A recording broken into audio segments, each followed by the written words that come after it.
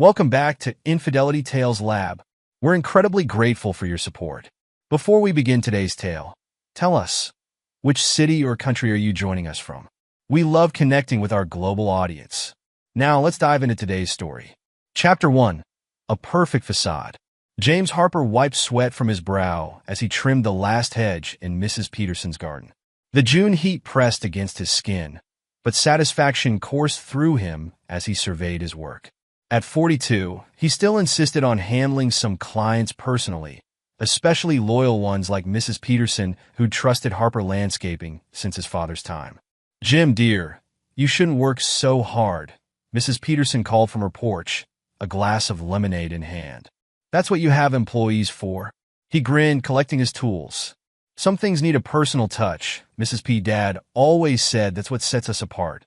"Your father would be proud," she said, her voice softening. "Both your parents would be." The mention of his parents stirred memories Jim usually kept buried. 21 years had passed since the accident, but sometimes the loss felt fresh as yesterday. He'd been barely out of his teens when he inherited the family business, forcing him to grow up overnight. "Madison's graduation is next week, isn't it?" Mrs. Peterson asked, breaking into his thoughts.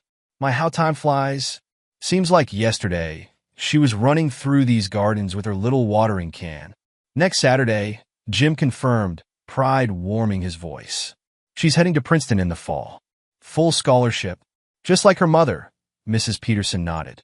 "Trish must be thrilled." Jim's smile faltered slightly. "She is. Planning a big graduation party, too." Back in his truck, Jim's thoughts drifted to his wife. Patricia Harper, known to everyone as Trish, had been acting strange lately. Phone calls that ended abruptly when he entered the room. Girls' nights out that left no trace on social media. Small things that wouldn't bother most husbands, but Jim noticed patterns. He developed that skill after losing his parents, watching for signs of trouble before it struck. He pulled into their driveway, noting Trish's BMW was gone again. The colonial-style house loomed before him, picture perfect with its manicured lawn and white trim. They bought it right after marriage, when Trish insisted on moving to the right neighborhood.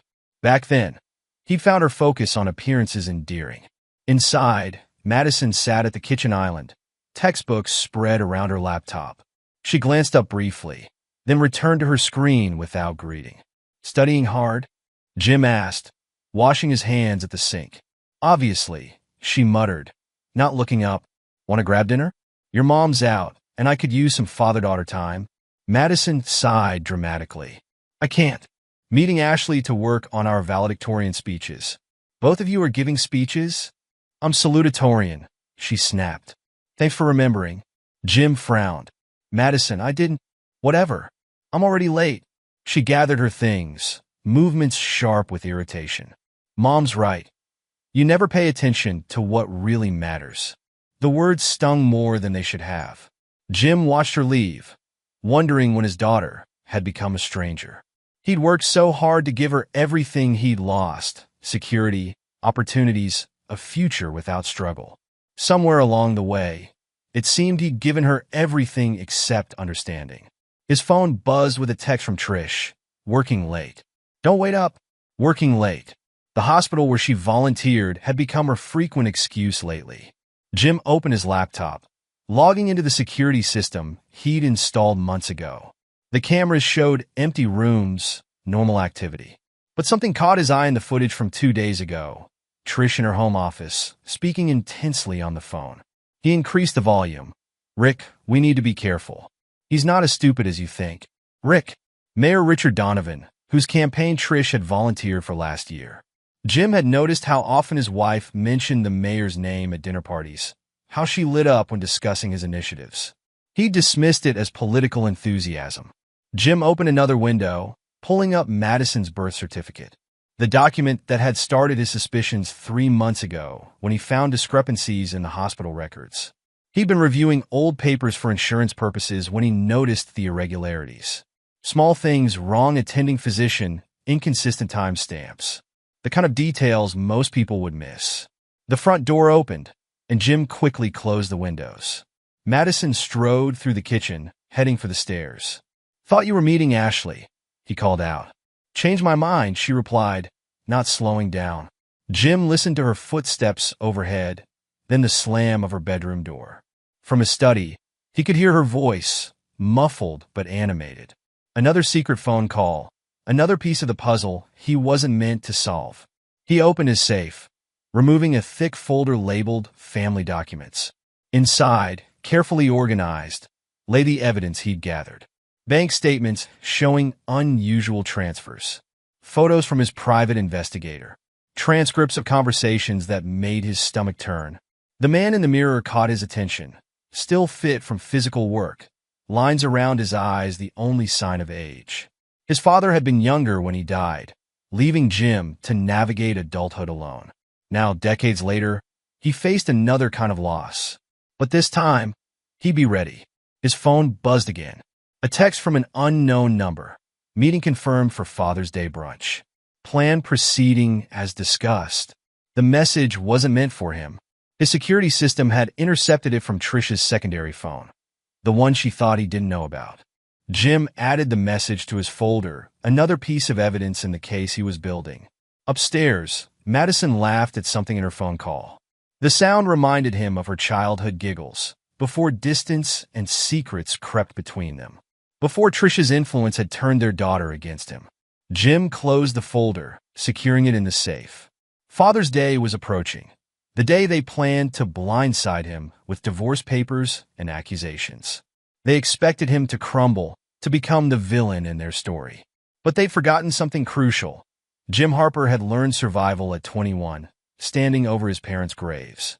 He'd built a business from grief, constructed a life from loss. And he'd be damned if he'd let anyone destroy what he'd worked so hard to protect. The evening stretched ahead, quiet except for Madison's muffled conversation and the distant hum of traffic. In his study, surrounded by evidence of betrayal, Jim began reviewing his counterattack. Let them think him blind. Let them believe their plan was foolproof. Sunday would bring more than just Father's Day. It would bring the beginning of a reckoning none of them would see coming. Chapter 2. Shattered Illusions. The morning of Father's Day dawned bright and clear, but Jim had been awake for hours. He'd spent the early morning reviewing his files one last time, ensuring every document was in place. Now he stood in the kitchen, preparing breakfast as he had countless Sundays before. Something smells good, Trish's voice carried from the doorway. She wore her favorite summer dress, hair and makeup perfect despite the early hour. Blueberry pancakes, Jim replied, not turning around. Madison's favorite. You didn't have to go to all this trouble. Trish moved closer, placing a hand on his arm. It's your special day, after all. The touch felt foreign now, knowing what he knew. Jim managed to smile. Just keeping tradition. Madison appeared, already dressed for brunch. Mom, did you remember the thing? Later, sweetie, Trish said smoothly. Let's enjoy breakfast first. They settled around the table, a picture of domestic harmony. Jim watched them exchange glances, noted the barely concealed excitement in their expressions. They thought they were being subtle. These are really good, Dad, Madison offered, her tone almost genuine. Remember when you used to make them shaped like Mickey Mouse? You were 6, Jim nodded. Couldn't start the day without your Disney pancakes. That was before you got too busy for breakfast, she added, the warmth vanishing from her voice. Trish jumped in before Jim could respond. Speaking of busy, how's the Peterson account? Same as always. Mrs. P's garden is my personal project. Still doing manual labor? Trish's disapproval was clear. You own the company, Jim. It's beneath you. Nothing's beneath me when it comes to the business, he replied evenly. Dad taught me that. Yes, well, your father ran a different kind of operation, Trish said. Times change. The dig at his family business didn't surprise him anymore. Trish had always seen Harper Landscaping as something to be elevated, refined, just as she'd seen Jim himself as a project to be improved. I have something for you, Madison announced, pushing back from the table.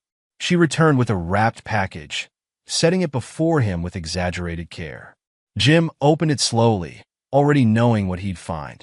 A leather wallet, expensive but not the kind he'd choose for himself. It's beautiful, thank you. Check inside, Madison urged, barely containing her smirk.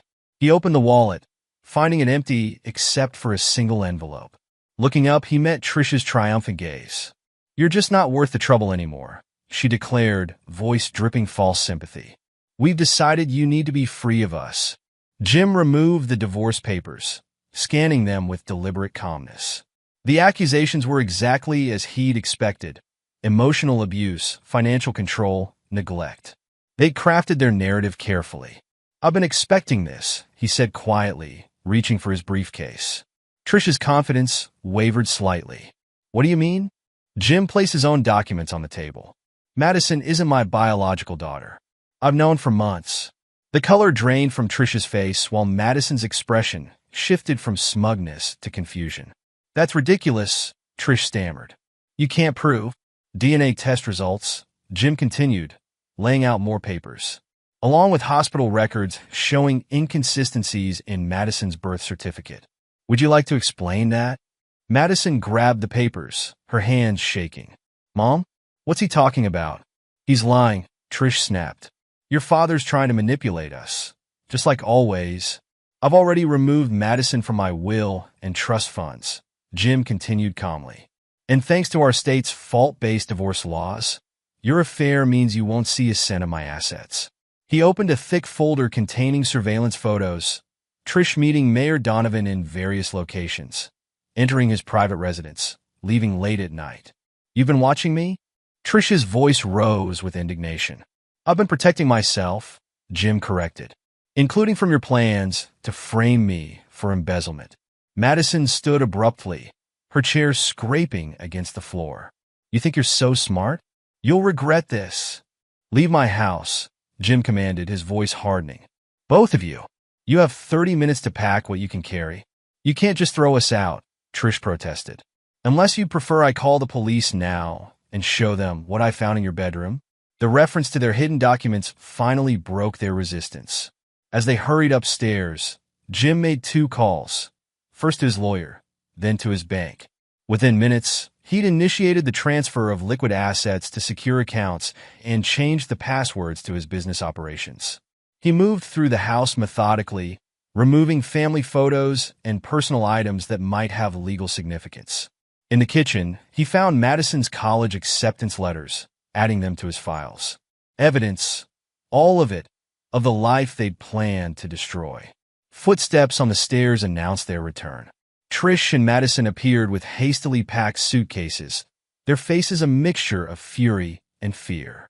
Through the window, Jim spotted Mayor Donovan's SUV waiting in the street. "This isn't over," Trish declared, pausing at the door. "We'll make you pay for this." Jim met her gaze steadily. "No, Trish. This is exactly where it begins." He watched them load their belongings into Donovan's vehicle, noting how the mayor stayed behind the wheel, avoiding eye contact. Smart man, keeping his distance, but not smart enough to realize he'd chosen the wrong family to destroy. Once they'd driven away, Jim returned to his study. His phone was already buzzing with notifications, the first wave of their counterattack beginning. A local news station wanted comment on allegations of financial misconduct. Anonymous tips about prescription drug abuse. Jim settled into his chair, surrounded by evidence of their betrayal, and began implementing the next phase of his plan. They thought they'd blindsided him, but he'd spent months preparing for this moment. Now it was his turn to strike, and he would show no mercy. The war had begun, but only one side knew the full extent of the battlefield. And Jim Harper intended to win. Chapter 3. Seeds of Retribution. Vincent Vinnie Moretti's office smelled of stale coffee and cigarettes, despite the prominently displayed no smoking sign. The retired private investigator studied the photos spread across his desk, whistling softly. "You've been busy, Jim," he remarked, picking up a particularly damning image of Mayor Donovan entering a motel with Trish. "These are professional quality. I learned from the best," Jim replied. "Remember when you helped track down those suppliers who were scamming my father?" Vinny nodded, touching the scar on his neck. "Your old man saved my Tommy from jail time." Harper men understand loyalty. "I need your connections, Vinny. Both sides of the law. You're going after Donovan?" Vinny leaned back, concern crossing his weathered features. "He's got friends in dark places, Jim. So do you." The old investigator chuckled. "True enough. What exactly are you looking for? Jim pulled out a list of names. These businesses have been pressured into supporting Donovan's re-election campaign. I want to know who else he's strong-armed, who's willing to talk. Could be dangerous information. Vinny mused, but Jim saw the interest sparked in his eyes. Give me 48 hours. Across town, Sarah Chin sat in her small apartment, surrounded by notes and documents. The former journalist had been skeptical when Jim first approached her, but the evidence he'd provided was irrefutable. The paper killed your series on municipal corruption, Jim had reminded her. Want to know why? Now she studied bank records showing suspicious transfers between Mayor Donovan's campaign fund and various shell companies. The connections were there, hidden but traceable. Her phone buzzed. Another text from Jim. Check property records for Harvey Klein Development Corporation. Sarah pulled up the database, and her eyes widened. Multiple properties purchased through subsidiaries, all coincidentally near planned city development projects. The pieces were falling into place. Meanwhile, at the country club, Margaret Hayes sipped wine and pretended not to notice Rick Donovan at the bar. The interior had been one of his earliest conquests, discarded when he set his sights on Trish Harper. Mrs. Hayes? A waiter appeared with a phone. Call for you at the front desk. In the lobby, she recognized Jim Harper's voice immediately. Margaret, I know what he did to you. There are others. Her hand tightened on the receiver. I'm listening. Back at his office, Jim reviewed the growing web of connections on his computer screen. Laura Bennett, the real estate agent who'd handled Donovan's private purchases. Diane Carter, the former campaign manager who'd mysteriously resigned. Each woman had a story, each one a potential ally. His phone rang. Vinny. You were right about the business owners. Just met with Stephen Chun from Golden Dragon Restaurant. Says Donovan's people threatened his licenses unless he donated to the campaign. Give me a meeting, Jim instructed. And Vinny? Check into Harvey Klein. Something's not right there. The investigation into Klein revealed an ambitious developer frustrated with Donovan's inability to deliver promised zoning changes. A man whose patience and loyalty might be wearing thin. Jim's network expanded daily. Each connection strengthened his position, each piece of evidence another weapon in his arsenal.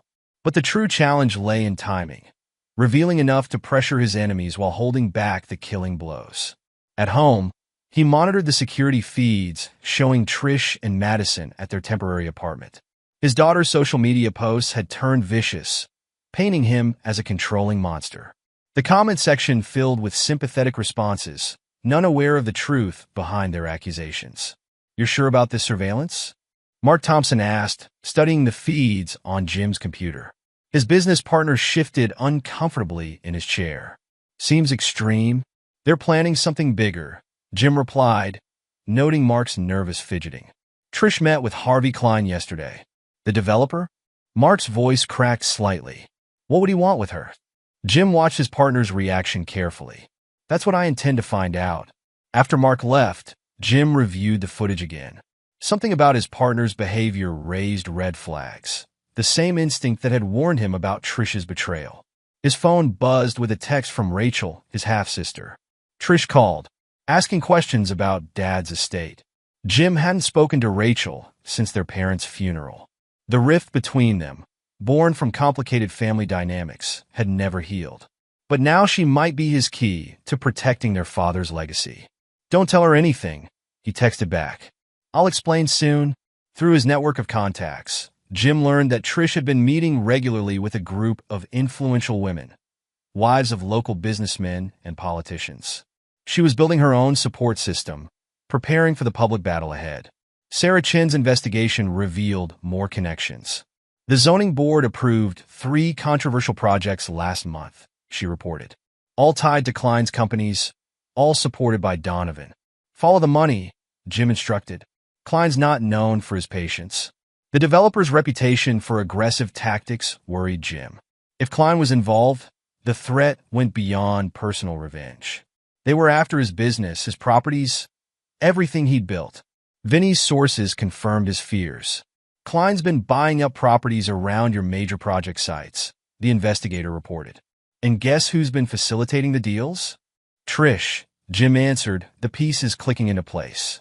Through a series of shell companies. She's been busy since leaving. Jim pulled up the security footage from Trish's home office, recorded weeks before their confrontation. The video showed her studying documents, making calls, preparing for this moment long before she served the divorce papers. Madison's voice carried from one recording. But what if he figures it out? Your father sees what he wants to see, Trish had assured her. Trust Rick. He knows how to handle men like him. The manipulation of his daughter cut deepest. Jim watched hours of footage showing Trish poisoning Madison's mind, twisting every memory, every interaction until he became the villain in her story. His phone lit up with another message, an anonymous tip about his company's financial practices sent to the local business journal. The first shot in their public campaign to destroy him. They're moving faster than expected, Vinny warned. Klein's people have been asking questions about your permits, looking for weaknesses. Jim opened his safe, reviewing the evidence he'd gathered. Photos, documents, recordings, ammunition for the war ahead. But timing would be crucial. Release too much too soon, and they'd adapt their strategy. Wait too long, and they might land a killing blow. Set up meetings with the other women, he instructed Vinny. Margaret, Laura, Diane, all of them. It's time they knew they weren't alone. The retired investigator nodded grimly. And Klein? Let him think his plan is working. A desperate man makes mistakes. As night fell, Jim stood at his study window, watching the street below. Somewhere out there, Trish and Madison were plotting their next move, believing they had the upper hand. Mayor Donovan was probably with them, offering false promises and empty assurances. They thought they were dismantling his life piece by piece. Instead, they were walking into a trap years in the making. Jim had learned survival at 21, standing over his parents' graves. Now, at 42, he would teach them all about consequences. The seeds of retribution had been planted. Soon, they would discover just how deep the roots could grow. Chapter 4. The Web Titans. Sarah Chun stared at her computer screen, rereading the evidence for the 10th time. The network of corruption she'd uncovered stretched far beyond Willow Creek's borders. Mayor Rick Donovan hadn't just been running affairs. He'd been operating a sophisticated protection racket through Harvey Klein's real estate empire. Look at this, she said, turning the screen toward Jim Harper. These properties aren't just safe houses for his liaisons. They're distribution points. Jim leaned closer, studying the map she'd created.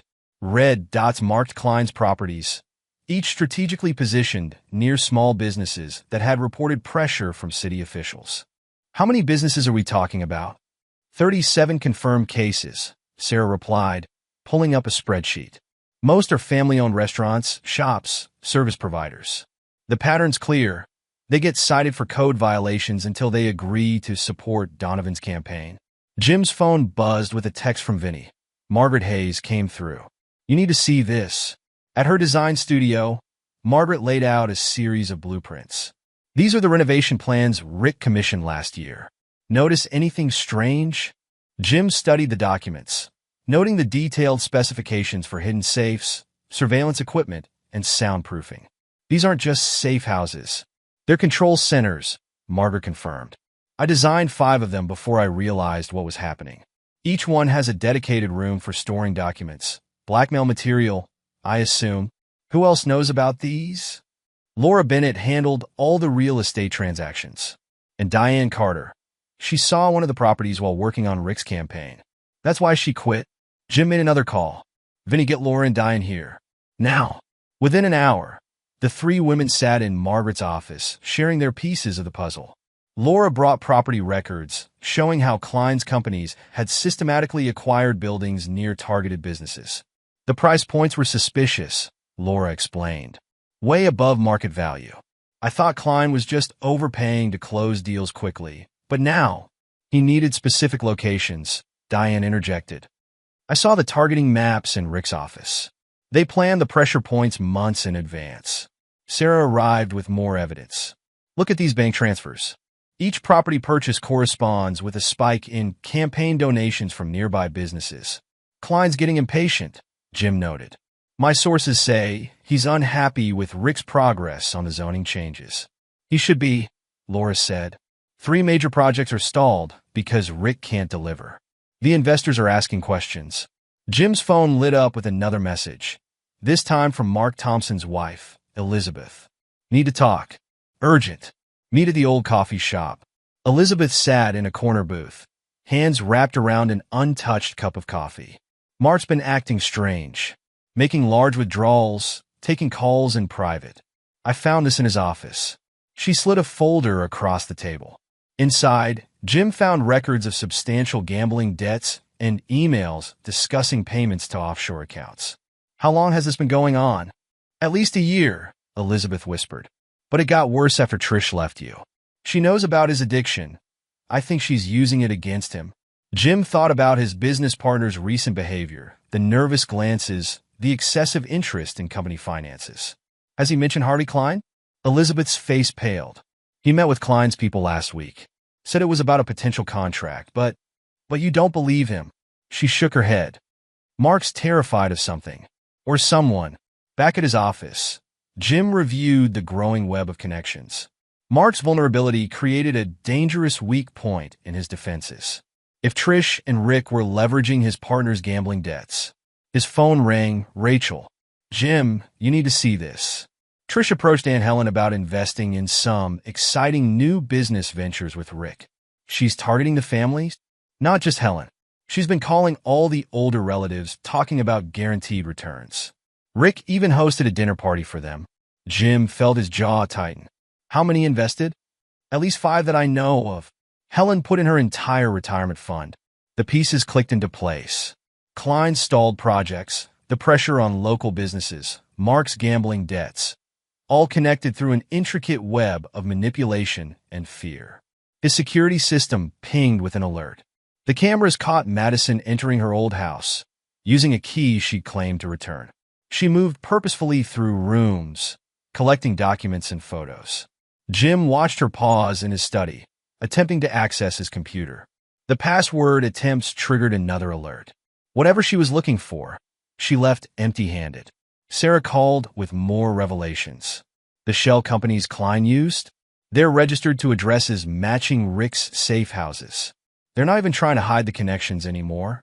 They think they don't need to, Jim replied. That's their weakness. He pulled up the photos from Vinny's surveillance. Rick meeting with business owners, Klein's representatives making threats, money changing hands in parking lots. Evidence of corruption so blatant, it would be almost impossible to dismiss. Margaret texted, Rick's planning something big. He just commissioned 3 more renovations, rush jobs. Forward me the details, Jim instructed. And Margaret? Thank you. For everything.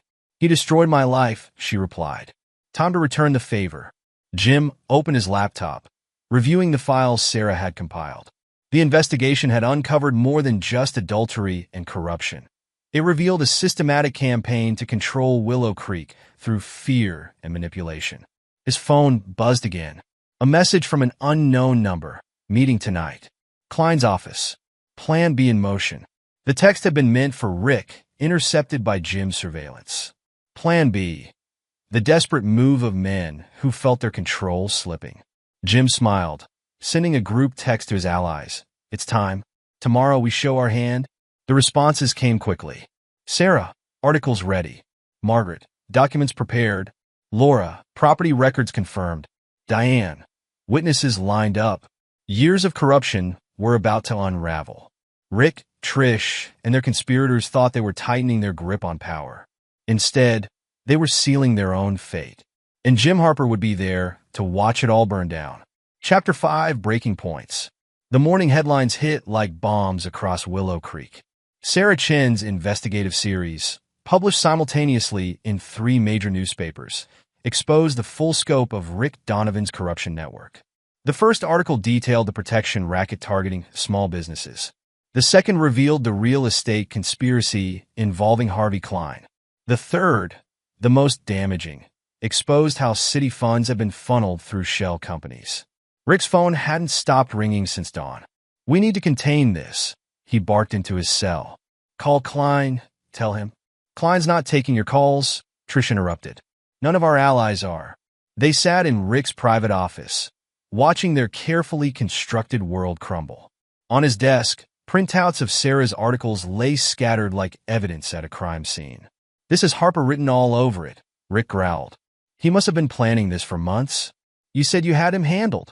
Trisha's composure cracked. The business owners were supposed to support you. The properties were supposed to be secure. They were. Nobody knew about the safe houses except... Rick's face darkened. Margaret Hayes, your interior designer? Trisha's laugh held a hysterical edge. The woman you dumped for me? She knew the layouts, the security systems. Rick grabbed his phone again. Give me Klein. Now. But Harvey Klein had problems of his own. The developer sat in his corner office, watching protesters gather outside his building. Signs bearing slogans like "Stop the Corruption" and "Klein's Criminal Empire" filled the street. His assistant buzzed through. Sir? The investors are demanding an emergency meeting. Klein stared at his computer screen, where emails from panicked partners piled up. 3 major projects faced immediate suspension. The zoning changes Rick had promised remained stalled. Get Donovan on the line, he ordered. He's been calling all morning, sir. Not Rick. James Harper. Across town, Madison Harper's phone exploded with notifications. Her social media posts attacking her father had backfired spectacularly.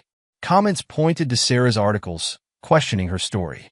Former friends distanced themselves, afraid of being associated with the scandal. Mom, she called out, panic rising. They're saying things about us online. About Rick, about the investments. Trish didn't answer. She sat in their temporary apartment, surrounded by newspapers. The evidence was overwhelming. Photos, documents, witness statements. Jim hadn't just gathered proof. He'd orchestrated a symphony of destruction. Her phone buzzed with a text from Helen, her aunt. How could you? That was my retirement money. More messages followed. Family members, friends, social connections, all demanding explanations about their investments. The guaranteed returns Rick had promised now looked like nothing more than a sophisticated scam. At the country club, Margaret Hayes sipped champagne and watched Rick's world implode. Laura Bennett and Diane Carter joined her, each bringing new updates about the fallout. The Ethics Commission is launching an investigation, Diane reported. They're focusing on the campaign finances first. Laura checked her phone. 3 banks have frozen accounts connected to Klein's properties. The paper trail leads straight to Rick's shell companies. Ladies, Jim Harper approached their table. Thank you for your help. We're not finished, Margaret replied. There's more to come. Indeed there was. By noon, Mark Thompson had walked into the district attorney's office, ready to testify about money laundering through Harper Landscaping's accounts. Elizabeth had convinced him to turn state's evidence, protecting himself before Rick's empire dragged him down. The pressure broke people in different ways. Klein barricaded himself in his office, refusing all calls except from his lawyers. Rick oscillated between rage and panic, destroying documents even as police obtained warrants to seize them. But Trisha's breakdown proved most spectacular. She tried rallying support among her social circle, only to find doors literally and figuratively closed. Former friends blocked her calls. Party invitations disappeared. The carefully cultivated image she'd built over years shattered in hours. Your father's ruining everything, she screamed at Madison. All our plans, all our work. You said he was stupid. Madison shouted back. You said he'd never figure it out. Their argument, captured by neighbors' phones, spread across social media. Mother and daughter, once united in their plot against Jim, now turned on each other as their world collapsed. The final blow came from Rachel. Jim's half-sister had gathered evidence of Trish and Madison's manipulation of elderly relatives. The investment scheme wasn't just unethical, it was criminal fraud. Police arrived at their apartment that evening.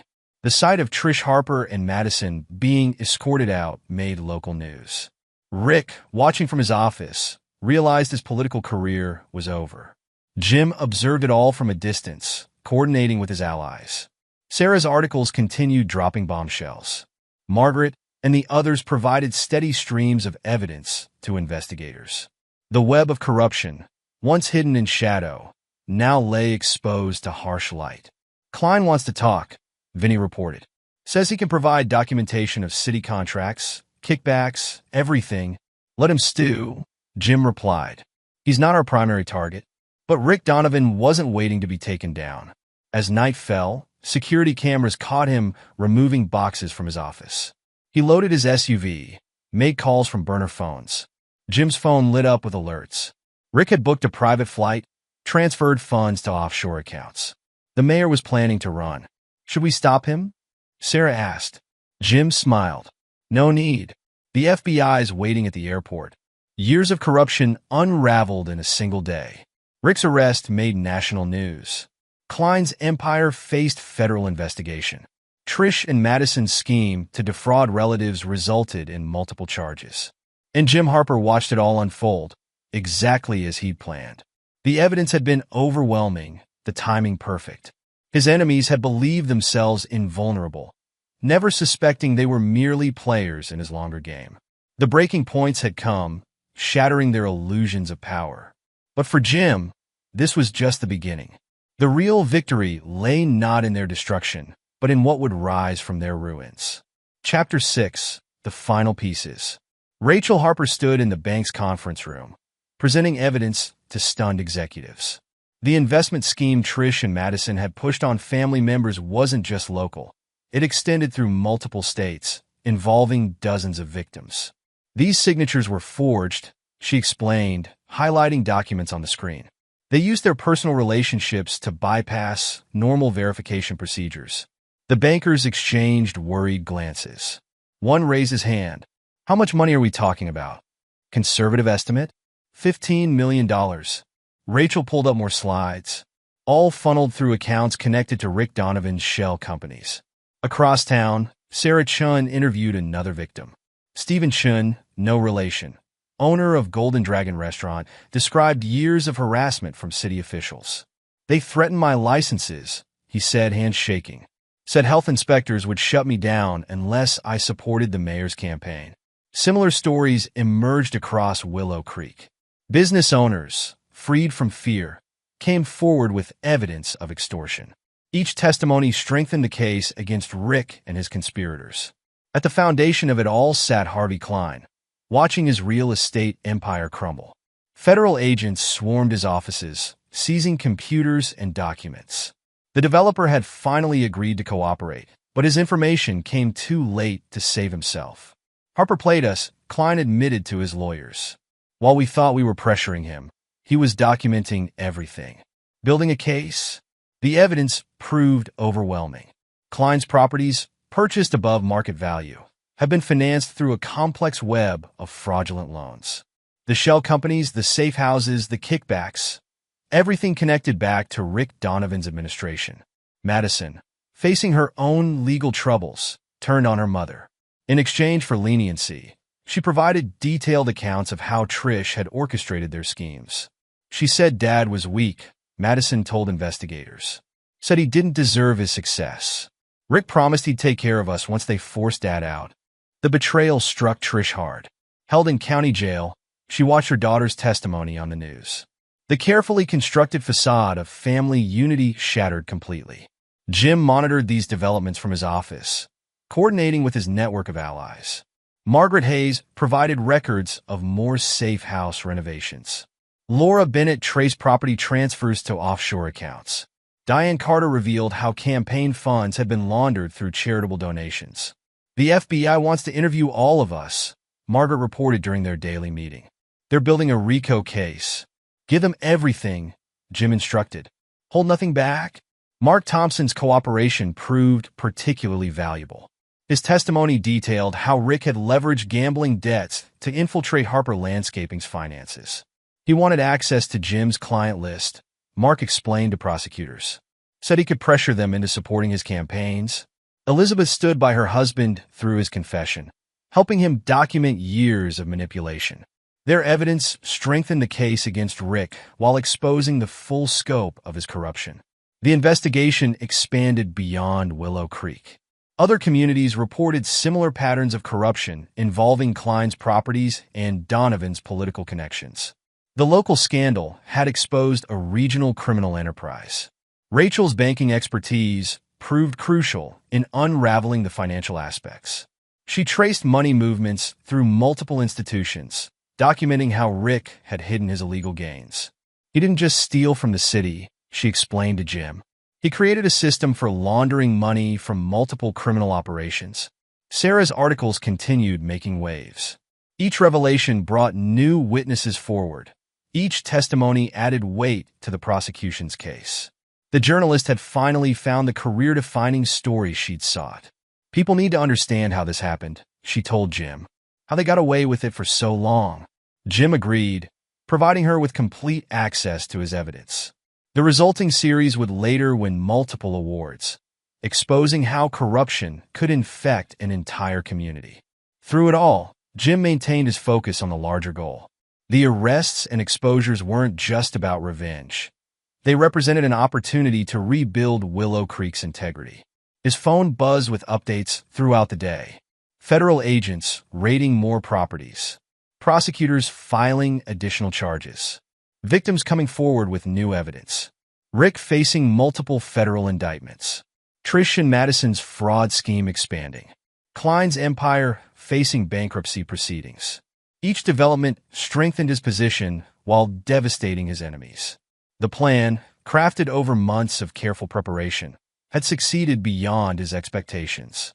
We found something interesting in Klein's records, Vinny reported late that evening. Looks like he was working with a bigger organization out of Chicago.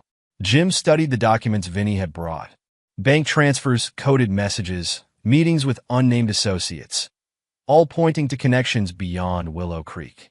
Have you shared this with the FBI? Not yet. Vinny tapped the folders. Thought you should see it first. These Chicago people, they're not the type you want to cross without preparation. Jim considered the implications. The Chicago connection explained how Klein had accessed such significant funding for his properties. It also presented a new level of threat. Make copies, he instructed. Then make sure this reaches the right federal agents. Sarah arrived as Vinny left, carrying fresh printouts of tomorrow's articles. The prosecution's offering plea deals, she reported. Rick's lawyers are considering options. He won't take a deal, Jim predicted. His ego won't let him. What about Trish? She'll try to negotiate. Use Madison as leverage for sympathy. The strategy proved accurate. Within hours, Trish's lawyers contacted the district attorney, offering testimony against Rick in exchange for reduced charges. Madison, learning of her mother's attempt to bargain with her future, broke down during a police interview. She revealed details about their planning sessions with Rick, including discussions about framing Jim for embezzlement. He was supposed to protect us, she sobbed to investigators. Mom said he'd handle everything once Dad was gone.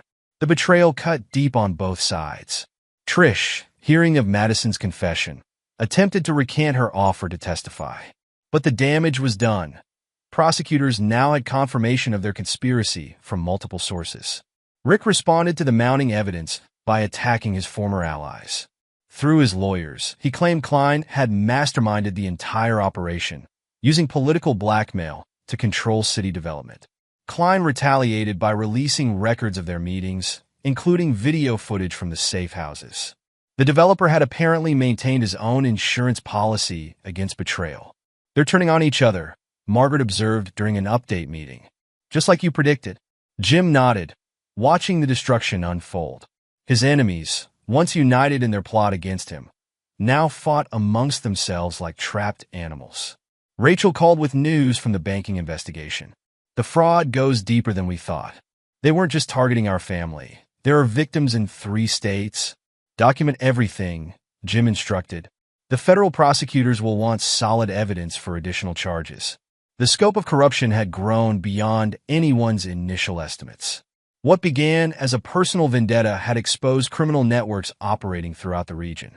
Sarah's final article of the day detailed the human cost. Families devastated by fraud, businesses destroyed by extortion, lives ruined by unchecked corruption. The story painted a devastating picture of power abused and trust betrayed. As night fell over Willow Creek, Jim reviewed the day's developments with his core team. Margaret, Laura, and Diane provided updates on ongoing investigations. Rachel reported on financial trails still being uncovered. Sarah outlined upcoming articles exposing more aspects of the conspiracy. Klein's properties are being seized, Laura reported. The banks are foreclosing on anything the feds haven't taken.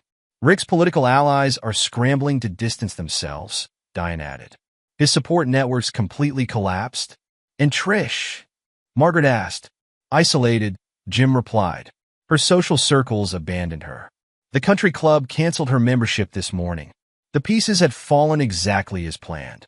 His enemies faced not just legal consequences, but complete social and financial ruin. Their attempts to destroy him had instead ensured their own destruction. Vinny's final report of the night confirmed their success. Rick's attempt to flee had been thwarted at the airport, federal agents waiting at the gate. The mayor's arrest, captured on security cameras, showed him in handcuffs being led past shocked travelers. The Chicago connections got them spooked, Vinny noted. They're treating this as part of a larger RICO investigation. Jim sat in his study, surrounded by evidence of his triumph. The screens showed news coverage of Rick's arrest, Klein's properties being raided, Trish and Madison's fraud scheme unraveling. A lifetime of corruption exposed in a matter of days. But he felt no celebration, no joy in their downfall. This had never been about revenge alone. It was about justice, about protecting others from experiencing similar betrayals. The final pieces had fallen into place, the trap sprung perfectly. His enemies would face consequences far beyond what they'd imagined possible. Their world, built on lies and manipulation, had crumbled completely. And Jim Harper, the man they'd thought to destroy, stood stronger than ever amidst the ruins of their ambition. Chapter 7. Rebuilding from the Ashes. Jim sat across from Dr. Emily Carter in her office, reviewing plans for the Foundation's newest initiative. The psychologist's expertise in trauma recovery had proven invaluable in developing programs for victims of corruption. These support groups are making a real difference, Emily said, highlighting sections of her report, especially for the elderly victims of the investment fraud. Aunt Helen joined one last week, Jim noted. Rachel says she's starting to trust people again. Emily nodded, her professional demeanor softening. Rebuilding trust takes time, but having you and Rachel actively involved in the recovery process helps. It shows them not everyone in positions of power is corrupt. The Foundation had exceeded initial expectations. What began as a response to local corruption had evolved into a regional center for accountability and recovery. Sarah Chin's investigative work continued drawing attention to similar cases across the state. The Chicago Tribune wants to run my series, Sarah announced, entering Jim's office later that day. They're seeing parallel patterns in other communities. How's the book coming along? Final edits. Sarah pulled up a document on her tablet. The publisher wants to fast-track it. They think the timing's perfect with Rick's trial approaching. The mayor's arrest had sparked a wave of reforms in Willow Creek. Local businesses, once pressured into supporting corrupt officials, now proudly displayed certificates from the Foundation's ethics program.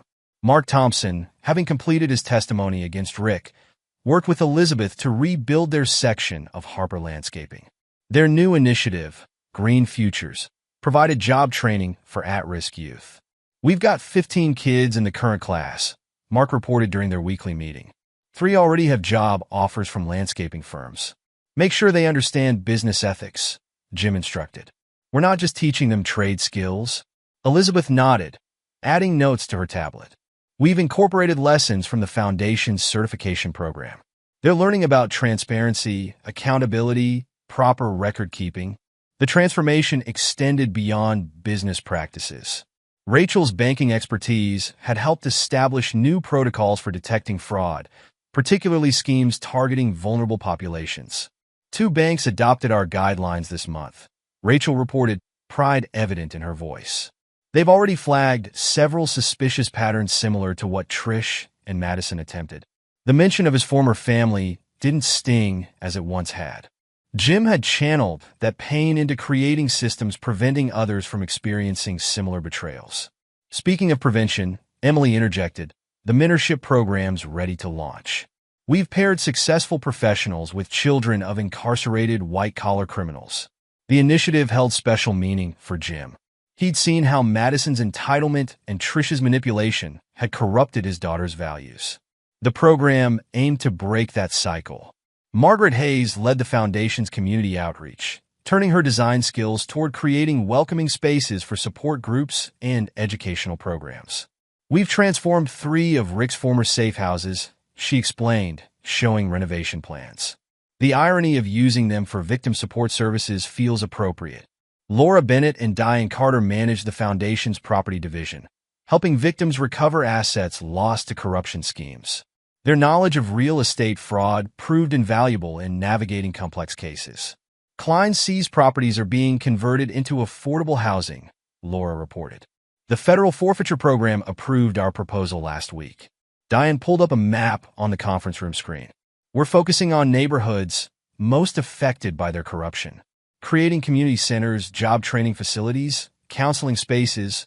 Jim studied the locations, noting how they aligned with areas once targeted by Rick's protection racket. The transformation felt symbolic. Spaces once used for exploitation, now serving community recovery. Stephen Chun, whose Golden Dragon restaurant had nearly been destroyed by Rick's extortion, now hosted monthly meetings for business owners learning to recognize and resist corruption. We must teach others what to watch for, he told Jim during one session. The signs were there, but we didn't know how to read them. The Foundation's headquarters buzzed with activity. Former victims trained as peer counselors. Whistleblowers shared experiences with ethics committees. Law enforcement officials conducted workshops on recognizing corruption patterns. Sarah's ongoing investigation had revealed similar networks in neighboring communities. The Foundation provided resources and expertise to local groups fighting their own battles against corruption. It's like watching dominoes fall, Vinny observed during one of his regular visits. Each exposed scheme leads to another. The Chicago connection opened up whole new investigations. Jim's personal life had evolved alongside his professional mission. His relationship with Emily developed naturally, built on shared values and genuine understanding. You've turned pain into purpose, she told him during dinner at his home. That's rare. Most people either break or become bitter. I had help, he acknowledged. People who believed in something bigger than revenge. The Foundation's influence continued growing. Corporate partners, attracted by its success in promoting ethical practices, provided funding for expanded programs. Government agencies sought consultation on anti-corruption initiatives. Rachel oversaw the financial aspects, ensuring transparent operations that contrasted sharply with the schemes they fought against. We're not just teaching ethics, she explained to potential partners. We're demonstrating them through our own practices. Mark and Elizabeth's Green Futures program graduated its first class, celebrating in the Foundation's community space. Young people who might have been drawn into corruption now spoke passionately about business integrity. Mr. Harper taught us success doesn't require hurting others, one graduate declared in his speech. We can build something meaningful while helping our community grow. The Foundation's headquarters had become a symbol of resilience. People entered seeking help and emerged empowered to create positive change. The transformation extended beyond individuals to the entire community's fabric. Jim watched it all from his office, satisfaction replacing the anger that once drove him. The Foundation represented more than victory over his enemies. It embodied the possibility of genuine reform. Emily joined him at the window, their reflection overlapping with the view of the city below. Ready for tomorrow's board meetings? He nodded, thinking of the new initiatives they'd discuss. The Foundation had evolved beyond his initial vision, becoming a force for positive change that would outlast any personal vendetta. We're just getting started, he replied, seeing not the ruins of his enemy's ambitions, but the foundations of something far more valuable, a legacy of integrity that would help others avoid the pain of betrayal. Chapter 8. Justice Served, Lessons Learned. The federal courthouse buzzed with activity as Rick Donovan's trial began. Journalists packed the gallery, Sarah Chin among them, documenting a case that had captured national attention. All rise, the bailiff called out as Judge Miranda Patterson entered. The proceedings that followed would expose the full scope of corruption that had plagued Willow Creek. Prosecutor Alexandra Torres laid out the government's case. The evidence will show a systematic abuse of power spanning years. Mr. Donovan didn't just betray public trust. He created an enterprise dedicated to corruption. Rick sat between his lawyers, his once commanding presence diminished by an orange jumpsuit. His eyes darted between familiar faces in the courtroom. Former allies now turned witnesses against him. Mark Thompson's testimony came first, detailing how gambling debts made him vulnerable to manipulation. They knew exactly how to pressure people, he explained. Find their weaknesses, exploit their fears. Elizabeth supported her husband from the gallery, nodding encouragement as he exposed years of corruption. Their courage in coming forward had inspired others to break their silence. Harvey Klein testified next, having accepted a plea deal. The developer described how Rick's political influence had been essential to their scheme. We created a system, Klein admitted. Used city inspections to pressure businesses, forced them to support his campaigns, launder the money through my properties. The prosecution presented Sarah's investigative reports as evidence, along with documentation Jim had gathered. Each piece revealed another layer of corruption. Margaret Hayes testified about the safe houses, her architectural expertise lending weight to the prosecution's case. These weren't just meeting places, she explained, pointing to blueprints. They were designed for surveillance, document storage, intimidation. Laura Bennett and Diane Carter corroborated her testimony, providing records of property transactions and campaign finances that prove money laundering. The pattern was deliberate, Diane testified. Each property purchase corresponded with increased pressure on local businesses. Trish's testimony proved particularly damaging. Facing her own charges, she detailed Rick's manipulation of both personal relationships and political power. He promised me everything, she said, avoiding Jim's gaze in the gallery. A future in politics, social status, financial security. But it was all built on corruption. Madison watched her mother's testimony via video link from the juvenile facility where she awaited her own sentencing. Her statement to investigators had exposed how Rick groomed younger people for roles in his schemes. The trial revealed connections to larger criminal networks. FBI agents testified about links to organized crime in Chicago, explaining how Rick's operation fit into regional patterns of corruption. Mr. Donovan's activities weren't isolated, Special Agent Roberts explained. He created a template other corrupt officials could follow. Jim's testimony focused on the systematic nature of the corruption. He presented evidence showing how Rick's organization had targeted businesses, manipulated relationships, and exploited vulnerabilities.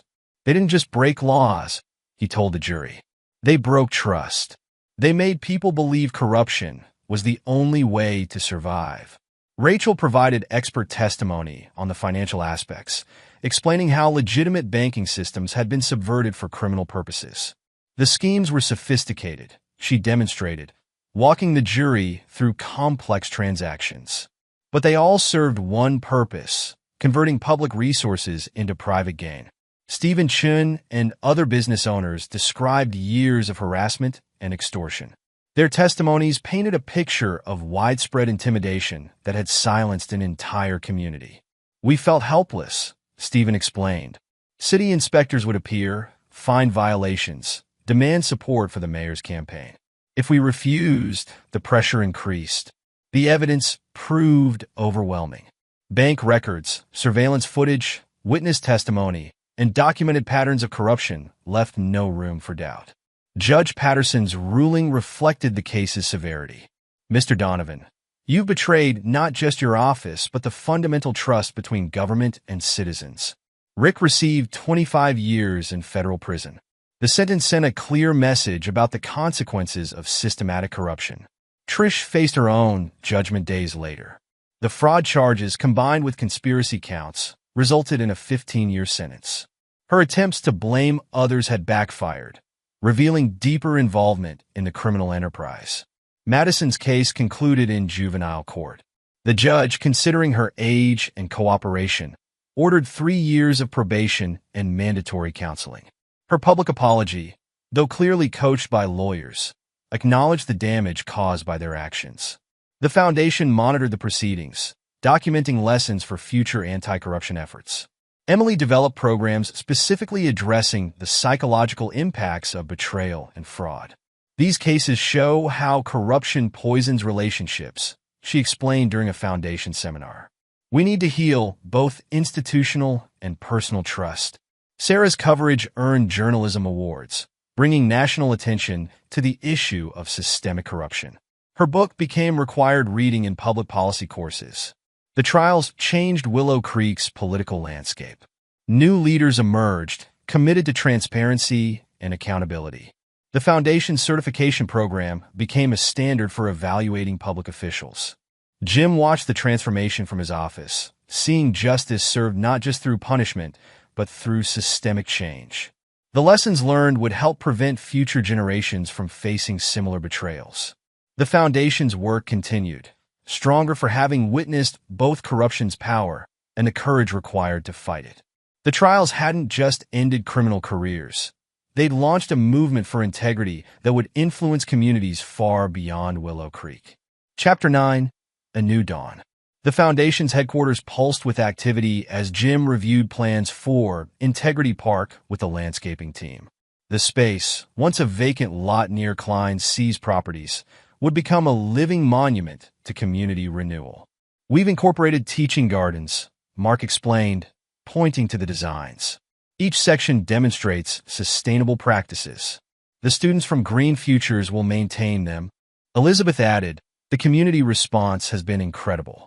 Local businesses are donating materials, volunteers signing up for planting days. The park represented more than beautification. Educational exhibits would tell the story of Willow Creek's transformation, teaching future generations about corruption's costs and the power of collective action. Rachel joined them, carrying reports from the latest banking initiative. 3 more institutions adopted our fraud prevention protocols.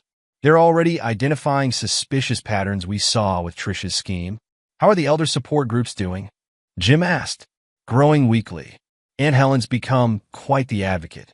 She's helping others recognize manipulation tactics. The Foundation's influence had spread beyond its original scope. Corporate partners sought their expertise in establishing ethical business practices. Government agencies requested consultation on anti-corruption measures. Emily arrived for their afternoon meeting. Her presence bringing a warmth Jim had thought lost forever. Their relationship had developed naturally, built on shared values and mutual respect. The mentorship program's expanding, she reported. We've matched 30 at-risk youth with business leaders. The preliminary results are promising. Sarah Chin burst in, waving a newspaper. The Chicago Tribune series launched today. They're calling it the Willow Creek Effect, how one community's fight against corruption inspired regional reform. The article detailed how the Foundation's methods had been adopted by other communities battling similar issues. Their approach, combining accountability with rehabilitation, offered a new model for addressing systemic corruption. Margaret Hayes led them on a tour of the latest renovated safe house. The former surveillance room now hosted support group meetings. Document storage vaults had become counseling offices. We're turning spaces of fear into places of healing, she noted, showing them the community meeting area. Laura and Diane have similar projects starting in 3 other locations. The transformation extended throughout Willow Creek.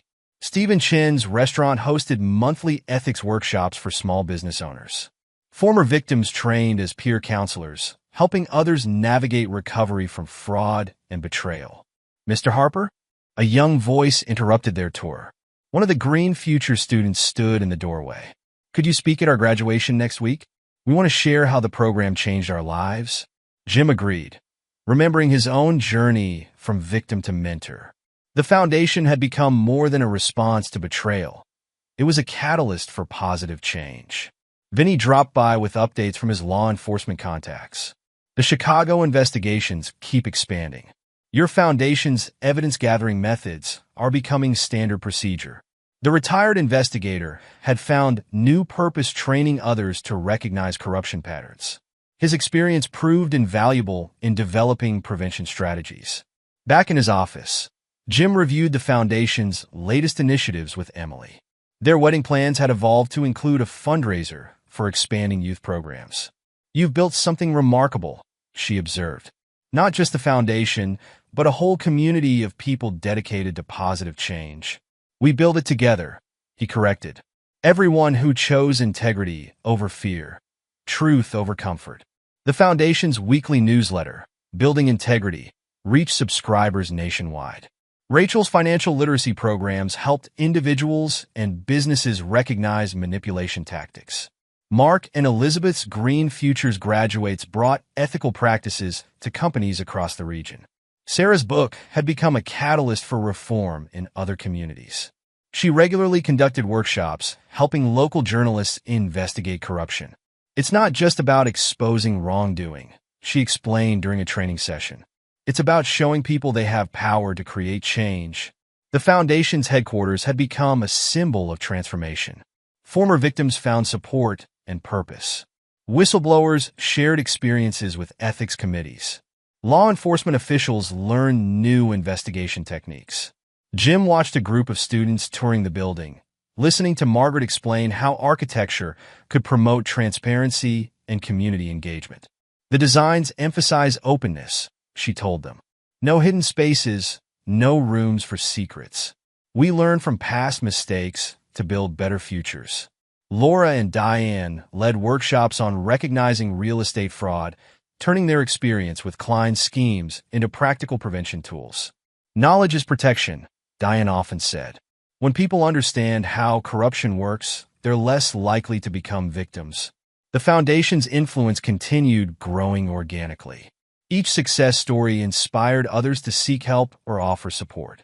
Corporate partners recognized that ethical practices brought sustainable success. Emily joined Jim on the rooftop garden, another Green Futures project. Below them, Integrity Park took shape as workers installed educational exhibits and planted gardens. Ready for tomorrow's board meeting? She asked. We're reviewing proposals for 3 new programs. Jim nodded, seeing not just buildings and parks but a community transformed. The Foundation had evolved beyond his initial vision, becoming a force for positive change that would outlast any personal vendetta.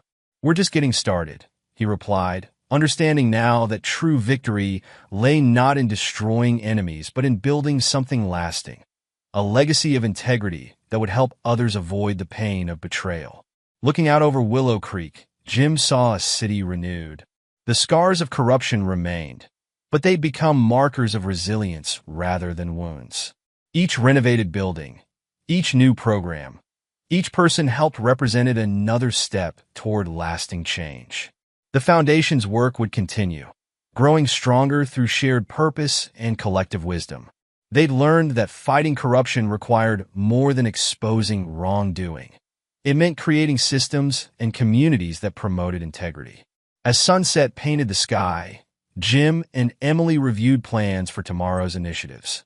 The Foundation had become more than a response to betrayal. It was a testament to human resilience, a proof that even the deepest wounds could spark powerful healing. The new dawn had arrived, not just for Jim Harper, but for all those who chose to build something meaningful from the ashes of betrayal. In that purpose, they'd found something far more valuable than revenge. They'd found hope. Epilogue. 10 years later, Jim Harper stood at the podium in the Foundation's main auditorium, addressing the 10th anniversary celebration of the Willow Creek Initiative. At 52, his hair showed touches of gray, but his presence commanded attention from the packed audience. A decade ago, we faced a choice, he began, scanning familiar faces in the crowd. Let corruption destroy our community, or build something stronger from its ashes. Today, we celebrate not just survival, but transformation. The Foundation had expanded beyond its original mission. What started as a response to local corruption had grown into a national organization with offices in 12 cities. Their model of combining accountability with rehabilitation had revolutionized anti-corruption efforts across the country. Emily Harper, née Carter, sat in the front row, their 8-year-old twins, Thomas and Claire, fidgeting beside her. Their marriage 6 years ago had merged personal healing with professional purpose. Emily now directed the Foundation's Psychological Services Division, developing programs that addressed the human cost of corruption. The twins are just like Jim was at that age, Rachel whispered to Sarah Chun, who'd returned from Washington, D.C. for the anniversary. Always watching, always figuring things out. Sarah nodded, thinking of her own journey. Her book about the Willow Creek scandal had launched a successful career investigating corruption nationwide. She testified before Congress multiple times, helping shape anti-corruption legislation named after their initiative. Speaking of watching, Sarah replied, "Did you see the latest figures from your banking program?" Rachel, now heading the Foundation's Financial Integrity Division, had transformed their early fraud prevention protocols into a comprehensive system adopted by major banks nationwide. Her work had prevented countless schemes similar to what Trish and Madison had attempted. 37% reduction in elder fraud cases last year, Rachel confirmed proudly. The predictive models are getting better at catching manipulation patterns. Mark and Elizabeth Thompson sat nearby, their Green Futures program having expanded to 50 cities. The initiative had graduated thousands of students, creating a new generation of business leaders committed to ethical practices. Their own son, now in college, was studying environmental law. Dad still visits the original teaching gardens, Mark told anyone who'd listen. Says they remind him why we started all this. Margaret Hayes, Laura Bennett, and Diane Carter had grown their programs beyond anyone's expectations. The three women had become known as the Integrity Architects, consulting with organizations worldwide on creating transparent, community-focused spaces. Remember Rick's old safe houses? Margaret mused during the reception.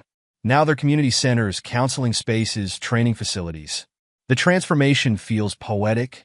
Stephen Chen's Golden Dragon restaurant had become a landmark, its walls displaying photos documenting Willow Creek's journey. His monthly business ethics workshops had grown into a certified training program required for local business licenses. "My daughter teaches the courses now," he shared proudly. "She starts each session with our story, how staying silent about corruption nearly cost us everything." Vinnie Moretti, though officially retired, still maintained connections with law enforcement agencies. The investigation methods he developed had become standard procedure in corruption cases nationwide. "Those Chicago connections we uncovered," he reminded Jim during a quiet moment, "led to reforms in 6 states. Sometimes pulling one thread unravels the whole sweater." The Foundation's headquarters had expanded to occupy an entire city block. Integrity Park, once a simple garden space, now featured interactive exhibits teaching visitors about corruption's warning signs and community resistance strategies. Rick Donovan remained in federal prison, his appeals exhausted. The mayor's downfall had become a case study in public administration courses, teaching future leaders about power's corrupting influence. Trish had served 8 years of her sentence before being released on parole. She lived quietly in another state, working at a small accounting firm under strict supervision. Her attempts to contact Jim over the years had gone unanswered. Some bridges couldn't be rebuilt. Madison's story had taken an unexpected turn. After completing probation and therapy, she'd chosen to work with troubled teens, using her experience to warn others about manipulation's dangers. Though reconciliation with Jim remained distant, she occasionally contributed anonymously to the Foundation's youth programs. Harvey Klein had died in prison 3 years into his sentence, but his case had exposed corruption networks in multiple cities. The Klein investigations, as they became known, had led to reforms in real estate development and municipal contracting nationwide. The Foundation's influence extended far beyond its original scope. Corporate partners sought their certification, which had become a recognized standard for ethical business practices. Government agencies regularly consulted them on anti-corruption initiatives. 10 years ago, Jim continued in his speech, someone asked me what victory looked like. I thought it meant watching our enemies fall. I was wrong. Victory is watching communities rise. He gestured to the audience, acknowledging the network of allies and supporters who transformed personal vengeance into public good. Today, we measure success not in convictions, but in connections. Not in retribution, but in reformation. Each person helped, each system improved, each community strengthened represents a victory over corruption's influence. The Foundation's weekly newsletter, now reaching millions of subscribers, shared success stories and prevention strategies. Rachel's financial literacy programs had become standard curriculum in schools nationwide. Mark and Elizabeth's Green Futures model had been adapted for various industries, creating ethical business leaders across sectors. Sarah's investigative methods had been adopted by newsrooms throughout the country. Her training programs helped journalists recognize and expose corruption patterns while protecting vulnerable sources. The Willow Creek Effect, as it became known in academic circles, demonstrated how local resistance to corruption could spark regional reform. Case studies of their approach appeared in business schools and public policy programs worldwide. Emily's psychological insights had revolutionized understanding of corruption's impact on communities. Her research showed how transparency and accountability could rebuild trust in damaged institutions. We found that healing requires more than exposing wrongdoing, she explained to visiting researchers. It needs systematic change, community engagement, and personal transformation. The Foundation's headquarters hosted regular conferences, bringing together anti-corruption experts from around the world. Their approach, combining accountability with rehabilitation, had created a new paradigm for addressing systemic corruption. Jim and Emily's children grew up surrounded by these principles. Thomas showed his father's determination and his mother's empathy, while Claire inherited Rachel's financial acumen and Sarah's investigative instincts. They asked about those times. Emily told Jim one evening in their home office. About Trish, Madison, everything that happened. They need to understand, Jim replied. Not for vengeance, but for vigilance. The Foundation's success had proven that positive change could emerge from betrayal's ashes. Each renovated building, each reformed system, each person helped represented another victory over corruption's influence. As Jim concluded his anniversary speech, he reflected on the journey from victim to visionary. The Foundation had become more than a response to personal betrayal. It was a testament to human resilience and community power. Looking forward, he addressed the audience. Our work continues. Corruption evolves, finding new vulnerabilities to exploit. But so do we. Each lesson learned, each life touched, each community transformed strengthens our collective resistance. The applause that followed celebrated not just survival but evolution. The Foundation had grown beyond its founder's vision, becoming a force for positive change that would influence generations. Later that evening, Jim walked through Integrity Park with Emily and the twins. The teaching gardens bloomed with summer flowers, maintained by the latest Green Futures class. Educational exhibits guided visitors through Willow Creek's transformation, showing how community action could overcome corruption's influence. Dad, Claire asked, pointing to an old photograph. Is that why you started all this? Jim studied the image. Himself, younger and angry, standing amid the ruins of his former life. That's how it began, he answered. But this is why we continue. He gestured to the park around them, to the Foundation's buildings beyond, to the city that had risen stronger from betrayal's ashes. Sometimes, he told his children, the worst things that happen to us lead to the best things we do. The trick is choosing to build rather than break. The lesson echoed the Foundation's core message. True victory lay not in destroying enemies, but in creating something lasting, a legacy of integrity that would help others avoid betrayal's pain while building stronger communities. As sunset painted the sky, Jim watched his family explore the park's newest exhibits. The Foundation's work would continue, growing stronger through shared purpose and collective wisdom.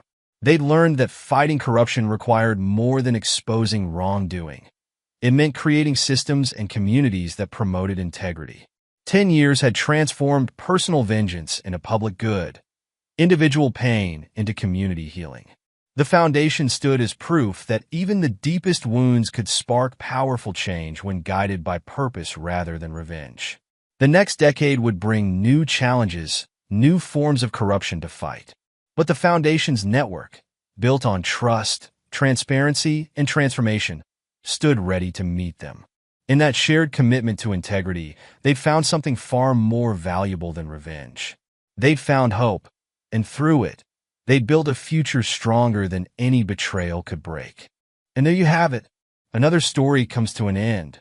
What did you think? I'd love to hear your thoughts in the comments below.